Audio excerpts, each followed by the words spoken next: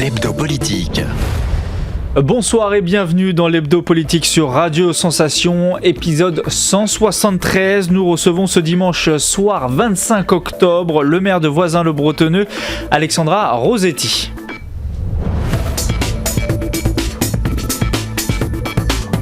L'hebdo politique.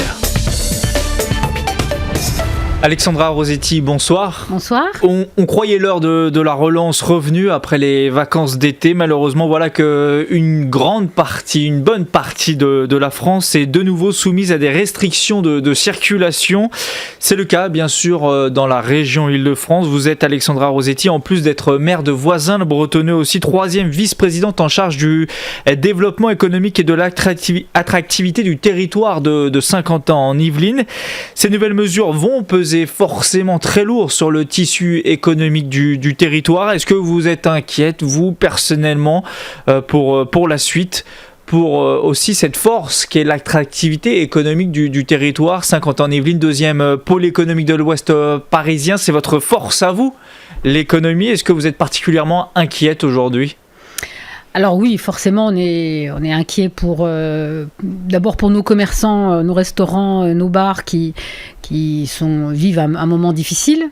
Et puis l'inquiétude, effectivement, pour attirer toujours de nouvelles entreprises. Alors, il y a quand même des signes positifs. Saint-Quentin-en-Yvelines reste attractif et extrêmement dynamique, en particulier dans des secteurs comme la cybersécurité, le numérique, qui sont des axes forts et qui ne souffrent pas de la crise forcément comme les autres. Au contraire, le numérique est devenu même un élément clé dans la gestion de cette crise. Donc Saint-Quentin a des atouts qu'elle met en avant, et donc il y a toujours un potentiel de développement. Mais bien sûr, on ne peut pas occulter le fait qu'il y a aussi des entreprises et des commerçants qui sont en grande difficulté. Vous disiez avant ces nouvelles annonces que Saint-Quentin-en-Yvelines avait tous les atouts pour bien sortir de la crise dans le magazine économique. Tout à fait. De l'agglomération. Malheureusement, cette crise perdure. Est-ce que Saint-Quentin-en-Yvelines a tous les atouts pour continuer dans la crise ? Oui, je pense que cette crise, on peut quand même l'espérer, ne va pas durer des années et des années. Par contre, les répercussions, effectivement, elles vont être sur le long terme. Bon, l'agglomération a mis en place a alimenté un fonds de soutien de 2,2 millions d'euros. Voilà, dans une partie, par exemple, avec le fonds résilience de la région Île-de-France. On est en train de mettre en place aussi un fonds à destination du monde agricole, de l'innovation. Enfin voilà, il y a quand même nouveau fonds qui va être débloqué, de l'argent pour éventuellement. Alors évidemment, on n'a pas un territoire agricole très très étendu, mais quand même, on en a, donc on est en capacité d'aider. Alors évidemment, tout ça se fait sous forme de prêt, puisque c'est de l'argent public, et donc à un moment ou un autre, les personnes qui le sollicitent savent qu'ils devront rembourser. Donc on fait ça avec grande attention pour pas mettre non plus les entreprises plus en difficulté. Après, nous avons un volet qui continue à se développer, qui est l'immobilier d'entreprise, puisqu'on voit bien que par exemple sur Montigny, il y a la création ou la rénovation de certains bâtiments. Et ce qui est intéressant dans cette crise, c'est que ça nous oblige à nous réinterroger sur les nouveaux modes de travail, puisqu'on voit bien que le télétravail est devenu c'est ce que j'allais vous dire. Est-ce que c'est pas une mauvaise nouvelle, cette crise, pour l'immobilier de bureaux ? Il y avait beaucoup de projets qui sont lancés dans l'hypercentre de Saint-Quentin-en-Yvelines, à Montigny-le-Bretonneux. Est-ce qu'il n'y a pas des investisseurs qui vont faire marche arrière en voyant finalement cette tendance au télétravail qui devrait se poursuivre, même si elle n'est pas encore ancrée concrètement? Je pense qu'elle va devenir la norme. Elle va devenir la norme, c'est évident. Par contre, les employés, les salariés ont toujours besoin de se rencontrer, ne serait-ce que pour échanger autour de la nécessité de comment relancer leur propre entreprise. Donc, le télétravail ne sera pas quelque chose qui empêchera les gens de se voir. Et donc, c'est à l'intérieur des immeubles tertiaires, c'est comment concevoir des espaces qui soient sécurisants. Donc, peut-être les open space ont vu de beaux jours et maintenant vont venir en réduction. Les gens vont attendre également des services. Donc il y a à réimaginer, et nous avons pour ça des forces vives sur le territoire pour le faire, comment construire l'intérieur de ces immeubles pour qu'ils restent accueillants et qu'ils tiennent compte des aspirations des salariés. On l'a vu pendant le confinement, le besoin de verdure, de retrouver un calme apaisé et plus humain. Et tout ça peut se mettre en œuvre. Il s'agit peut-être de repenser ces projets plutôt que de revenir totalement dessus, les annuler. Voilà, l'intérieur, ils ne seront pas annulés, ils sont lancés et on voit qu'il y a toujours de l'appétence pour venir à Saint-Quentin. Donc à nous, évidemment, de nous servir de cette de prendre tirer les leçons de cette crise pour que ces entreprises, et enfin en tout cas ces immeubles, soient le plus accueillants possible et répondent aux nouveaux besoins des salariés. Vous évoquiez le plan de relance qui a été voté en juin dernier, 2,2 millions d'euros. Si j'ai bien compris, il y aura un nouveau plan qui va être décidé, voté, mis en place par l'agglomération. Alors ça vient abonder effectivement, alors c'est pas un nouveau plan à proprement parler, mais une partie de la somme qui peut être donc redirigée sur les entreprises, en particulier le monde agricole.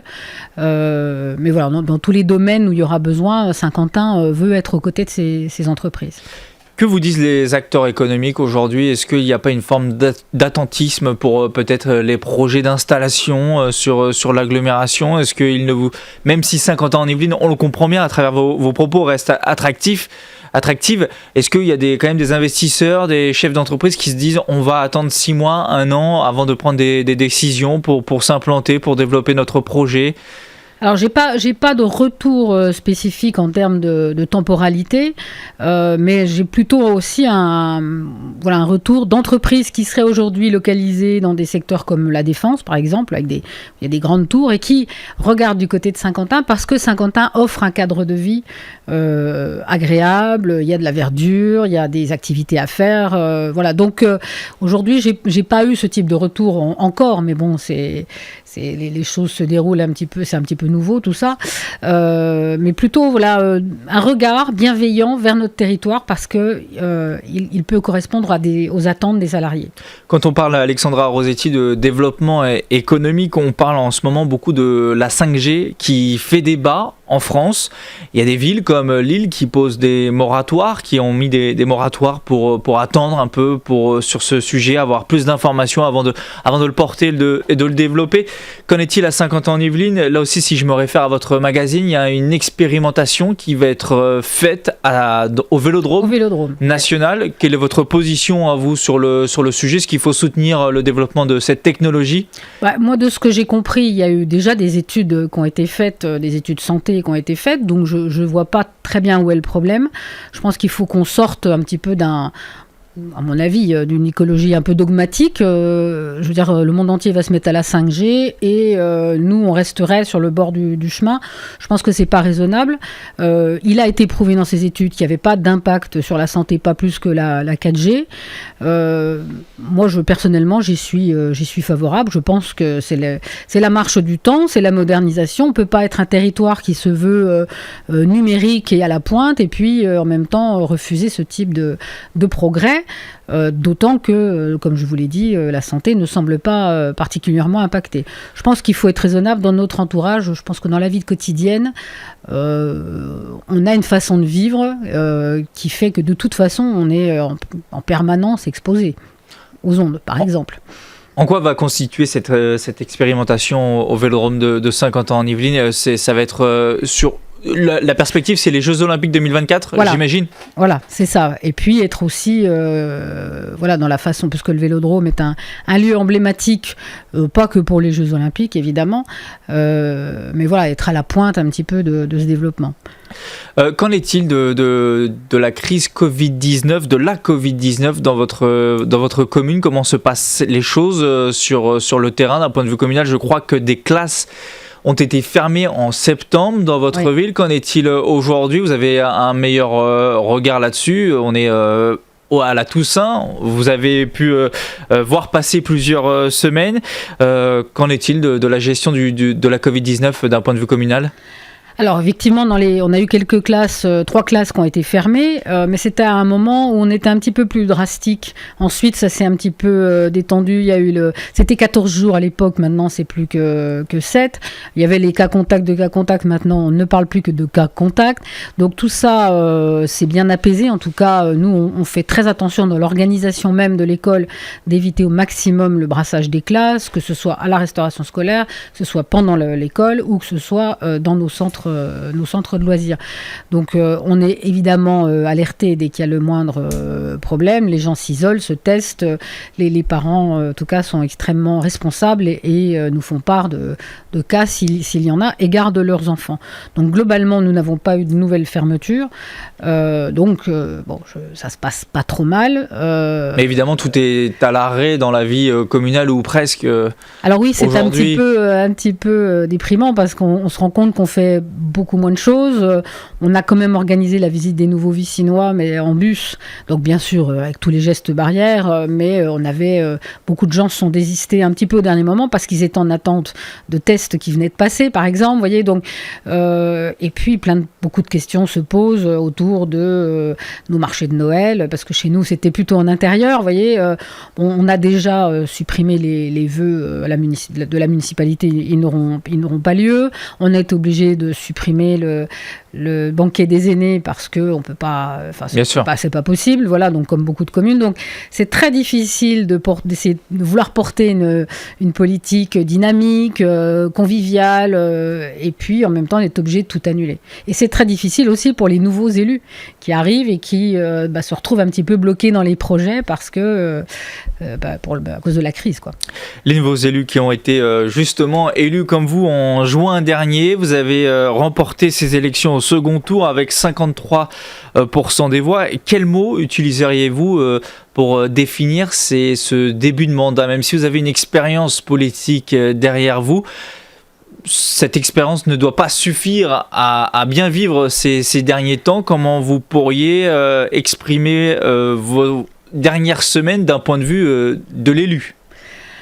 Alors c'était, heureusement, quelque part que j'ai l'expérience, effectivement, parce que d'abord installé en juillet, donc au début de l'été, c'est un peu particulier. Ensuite, beaucoup de gens partent en vacances, donc il faut motiver le personnel, motiver les troupes pour démarrer des choses, et comme je vous l'ai dit, tout en voyant qu'on ne peut pas faire exactement ce qu'on aimerait faire, puisqu'on est coincé. Donc c'est un début de mandat un petit peu complexe, je trouve. L'enthousiasme est toujours là, mais même chez vos colistiers, oui, parce que malgré tout, on travaille. Voilà, ça ne nous empêche pas de travailler, ça ne nous empêche pas de travailler avec Saint-Quentin-en-Yvelines, parce qu'il y a beaucoup de projets en commun. Projets en commun. Donc heureusement, on travaille, on fait avancer les choses, mais dans une ambiance un petit peu surréaliste, quoi, parce que on n'est pas libre complètement de la façon de se réunir. On faisait beaucoup de réunions publiques à Voisins. Là, maintenant, quand il y en a une à faire, on ne sait pas trop comment s'y prendre. On se pose des questions pour les conseils municipaux. Faut-il les maintenir en présentiel? Faut-il les faire en visuel, en visio, pardon. Ouais. On a plein un vocabulaire extraordinaire maintenant. Donc voilà, on est un petit peu... C'est difficile de créer de la cohésion dans ces conditions. Mais on peut quand même dire que c'est une équipe qui est bien cohérente parce que justement on se serre aussi les coudes, sachant que la période est difficile. Il y a de quoi travailler à Voisins-le-Bretonneux avec un projet phare qui va sûrement structurer votre mandat, c'est l'écoquartier de la remise. Alors on va résumer un peu le projet, c'est 10 hectares, 500 logements. Un pôle glisse pour le BMX notamment qui va être créé, une église aussi, une crèche avec 50 à 55 berceaux si mes informations sont bonnes. Où en est ce projet qui a fait couler beaucoup d'encre au niveau local? Est-ce que les premières réalisations vont voir enfin le jour, peut-être l'an prochain? Tout à fait. Là, les travaux ont démarré cet été, donc c'est assez lourd, parce qu'il y en a pour 4 ans de travaux. Donc on a commencé par déplacer le bicross qui était à l'entrée du quartier. Il est en train d'être construit de l'autre côté de la station-service. Donc quand on passe sur le CD36, on le voit, on voit les pistes, ça y est, qui sont en train de se dessiner, le revêtement qui est en train de se poser. Et parallèlement à ça, le maître d'ouvrage, Saint-Quentin-en-Yvelines, avance sur la viabilisation du terrain dans son ensemble. Et puis, on va falloir maintenant poser le parc, parce que c'est d'abord un parc habité. Donc, on va poser le parc. J'ai eu une réunion hier où j'ai vu... Quand vous dites un parc habité, c'est un parc avec des arbres tel qu'on peut l'imaginer? Tout à fait. C'est un parc avec beaucoup d'arbres qui sont conservés. C'est quoi, 50% du projet qui est végétalisé ou en tout cas dédié à la verdure et à la nature? Oui, tout à fait. Et donc, on conserve des arbres existants des arbres, des chênes, des noyers, tout ce qu'on peut conserver, on le conserve. D'autres seront replantés, bien sûr. Ils vont pas tarder à créer la noue qui est au milieu, qui doit récupérer les eaux de pluie. Et puis ensuite, là en ce moment, ils sont en train de déposer les prêts PC, les prêts permis de construire, qui seront ensuite accordés au fur et à mesure de leur... voilà. Donc ça veut dire que l'année prochaine vont aussi commencer, 2021, les premiers travaux pour les premiers bâtiments. Première concrétisation, donc c'est le pôle glisse qui sera 2021, qui sera début utilisable. Janvier 2021. Et ensuite, les premiers logements, quand est-ce qu'on pourra, quand est-ce qu'il y aura des nouveaux Vicinois qui pourront venir s'installer dans votre commune? C'est vu pour être terminé parce qu'on fait en une seule phase de travaux pour gêner le moins possible les riverains. Donc 500 nouveaux logements d'un seul coup qui seront livrés. Oui, parce qu'on aurait pu faire 2 ou 3 phases. Il va falloir se préparer aussi à l'arrivée de combien d'habitants? Du coup, 1500, 2000? Oui, voilà. Enfin, oui, peut-être pas 2000, mais oui. En même temps, on perd des habitants d'un autre côté, vous voyez. Donc, mais on s'y prépare puisque justement, il y a cette nouvelle crèche, avec plus de berceaux. Il y a une école à côté qui n'est pas pleine et qui pourra accueillir les enfants. On est quand même dimensionné pour accueillir ce type de population. Donc, la fin du programme est prévue début 2024. Parce qu'il y a une construction de logement, ça prend bien au moins 2 ans.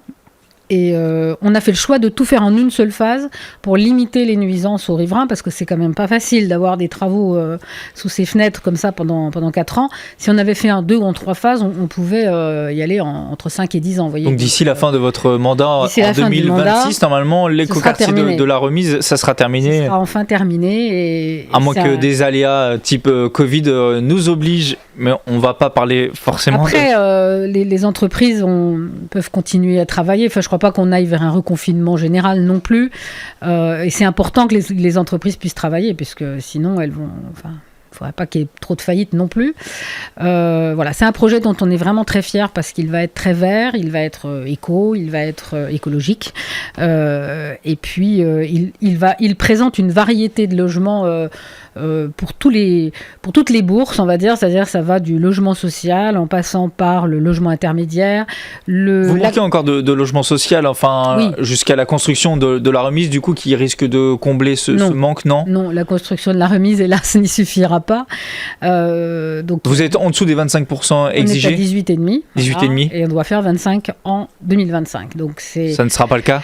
Alors, ce ne sera pas le cas. Ce sera peut-être le cas si j'arrive à mettre en œuvre un produit qui est prévu dans la loi, qui est le bail réel solidaire, qui est un produit d'accession sociale à la propriété et qui reste dans notre contingent, puisqu'après, même si les personnes veulent le revendre, c'est toujours sous condition de ressources. Et c'est de l'accession quand même à la propriété, donc c'est intéressant.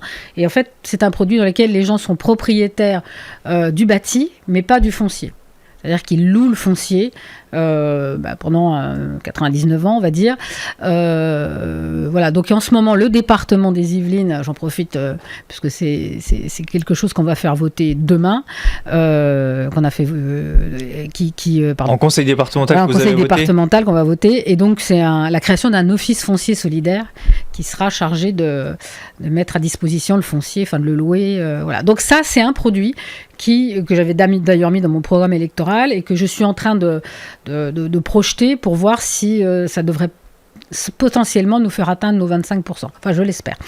Alors, autant là, on parle du nouveau quartier, donc de l'arrivée de nouveaux habitants, d'une forme de ville. On va parler de la fin de vie avec un autre sujet important à Voisins le Bretonneux, c'est la construction d'un nouveau cimetière qui, là aussi, a fait couler beaucoup d'encre localement. Un temps envisagé sur le square des 40 arpents, si on dit ainsi, on dit bien ainsi. Square des 40 arpents, tout à fait. Voilà, vous avez abandonné visiblement le projet cet été. Quel est le terrain qui sera retenu du coup pour accueillir le nouveau cimetière? Alors, on a dû abandonner parce que l'hydrogéologue agréé a donné un avis défavorable. Et donc là, on a... Il y avait aussi une opposition des...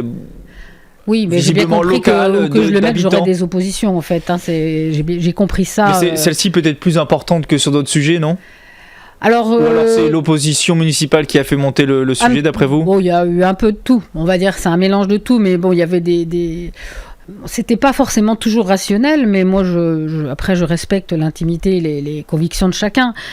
Simplement, il faut absolument qu'on en ait un. Voilà, ça, c'est la réalité des choses. Donc là, aujourd'hui, je ne donne pas de terrain parce que je veux aller au bout des démarches d'analyse de sol. Voilà, parce que il y a beaucoup de terrain. Beaucoup, non, il y en a hélas très peu. Et il faut analyser les sols vraiment dans toutes leurs dimensions. Sur celui qu'on a dû abandonner, la nappe phréatique était vraiment trop proche. Elle était à 3 à 5 mètres de profondeur. Donc il y avait vraiment un risque. Sur les autres terrains, il faut aller un petit peu plus loin. Il faut vérifier s'il y a des zones humides. Parce que les lois environnementales, en plus, se sont beaucoup durcies. C'est un sujet à Voisin depuis apparemment des archives que j'ai retrouvées depuis 2009, qui n'a pas vraiment été traité. Et en fait, depuis 2009, les lois environnementales ont beaucoup changé. Donc, avant de donner des terrains, sujet devait être acté normalement fin 2020. Du coup, vous n'avez pas de date précise. Je fais faire les études. Envisager encore je fais faire une les décision études fin pour 2020. aller vraiment au fond des choses, parce que j'ai pas envie de me tromper 2 fois. Donc, je vais au bout de mes études. Peut-être qu'il y aura 2 terrains disponibles, peut-être qu'il n'y en aura qu'un. C'est ça la question. Ou peut-être qu'il n'y en aura pas. Et ça, c'est encore plus grave. Ce qui voudrait dire s'il n'y en a pas. Ah ben je ne sais pas, j'irai voir le préfet, je lui demanderai son aide. Parce que, si vous voulez, on est contraint par plein de choses, par la distance de la forêt, par les zones humides, par la nappe phréatique. Et puis il nous faut quand même un minimum de mètres carrés aussi. Donc du coup, Voisin n'est quand même pas extensible. Et j'aurais besoin d'être aidée. Parce que je n'ai pas réussi auprès de mes collègues à parler d'un cimetière intercommunal non plus. Et puis il faut qu'on s'occupe de nos morts, de toute façon, c'est notre rôle.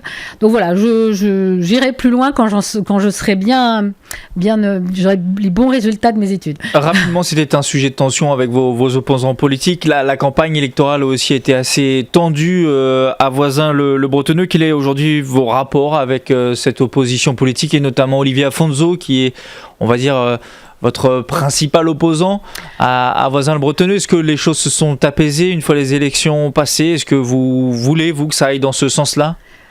Pour l'instant, je suis... Pour le bien de la démocratie locale. Oui, tout à fait. Pour l'instant, les relations sont froides. Pas vous dire le contraire. Je ne dis pas qu'il a un comportement... il se comporte correctement, il n'y a pas de souci. Difficile de travailler... pour moi, c'est difficile, oui. Avec l'opposition aujourd'hui pour moi, il y a eu diffamation, donc c'est très difficile. Mais peut-être que le temps fera son œuvre. Et voilà, on reste des êtres humains. Et je pense que j'ai toujours été très ouverte à discuter avec l'opposition. Voilà, il y a des limites. Opposition, on va parler des élections départementales. Oui. Il n'y a pas d'opposition au département aujourd'hui. Tous les élus sont classés, on va dire, à droite. Vous êtes conseillère départementale déléguée au logement. Est-ce que déjà vous serez candidate en mars prochain si les élections se tiennent? Alors, si je l'annonçais maintenant, ça veut dire que je commence ma campagne. Et comme en plus, on ne sait pas si ça va vraiment se tenir en mars. Est-ce que vous avez envie d'être candidate alors? Voilà, on va plutôt dire ça comme ça. Oui, j'ai bien envie d'être candidate parce que je pense que le département a fait de très bonnes choses, a apporté de très beaux projets. Maintenant, vous savez, il faut constituer un binôme. Donc on n'en est pas encore aux phases d'annonce officielle, d'autant que... Aujourd'hui, votre binôme, c'est Yves Vandeval. Voilà, vous ne repartirez pas forcément avec lui si ça se fait? Voilà, pas d'annonce particulière. Je ne fais pas d'annonce particulière puisque tout ça est en train d'être discuté, on va dire. Au département, vous êtes notamment en charge déléguée du logement et vous êtes présidente à ce titre de l'agence départementale d'information sur le logement des Yvelines, ADIL 78. J'avais une question à vous poser. Est-ce que le Covid-19, la crise qu'on a vécue et cette envie pour beaucoup de gens de déménager, d'aller voir dans plus d'espace, est-ce que ça restructure le marché de l'immobilier dans les Yvelines avec des centres urbains qui pourraient se déserter et des villes comme les vôtres ou d'autres plus rurales qui bénéficieraient de nouvelles arrivées? Est-ce que vous avez des informations sur le sujet? Alors, c'est pas encore le cas. En tout cas, une ville, par exemple, comme Voisin, reste extrêmement attractive, on le voit. Voilà. Donc, j'ai pas encore eu d'indicateurs particuliers dans ce sens-là.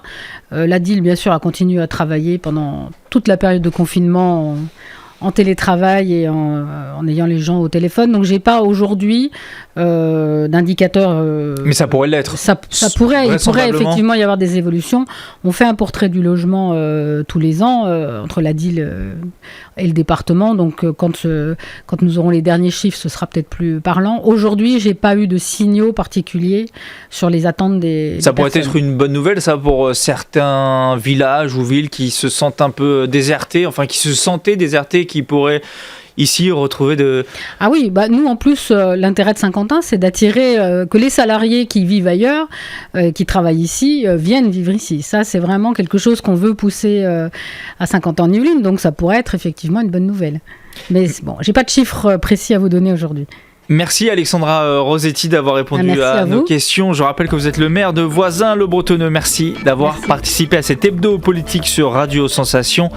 Cette émission est à retrouver évidemment en podcast audio et vidéo sur notre site internet, applications et réseaux sociaux. À très vite sur Sensation.